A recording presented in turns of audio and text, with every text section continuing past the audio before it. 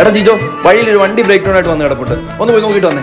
എടോ ഇപ്പഴെങ്ങാനും ഇത് സ്റ്റാർട്ട് ആവോ? അല്ല ഇതാരിത്? ജിജോയോ?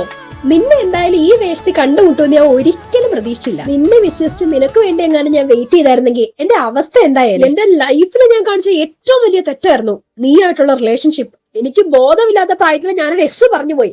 അതോർത്ത് ഇപ്പോഴും ഞാൻ റിഗ്രറ്റ് ചെയ്യുന്നുണ്ട്. എന്റെ ഭാഗ്യത്തിലാ ഞാൻ നിന്നെ എന്റെ തലേന്ന് ഒഴിവാക്കി വിട്ടെ.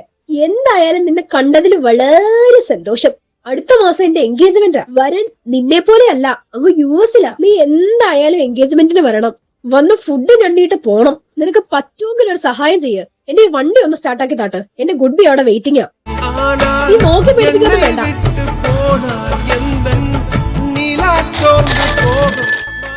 എടാ നീ എവിടാ? എടാ നിന്നെ തെച്ചിട്ട് പോയ നിന്റെ എക്സ് ഇല്ലേ, അവൾ ആക്സിഡന്റ് ആയി, ക്രിട്ടിക്കലാ. അവൾ ICUവിലാണാ കേട്ടത്. കല്യാണം എല്ലാം ഉറപ്പിച്ച് വെച്ചേക്കുമായിരുന്നു, അത് മുടങ്ങി. ജീവൻ തിരിച്ചിട്ട് തന്നെ ഭാഗ്യം.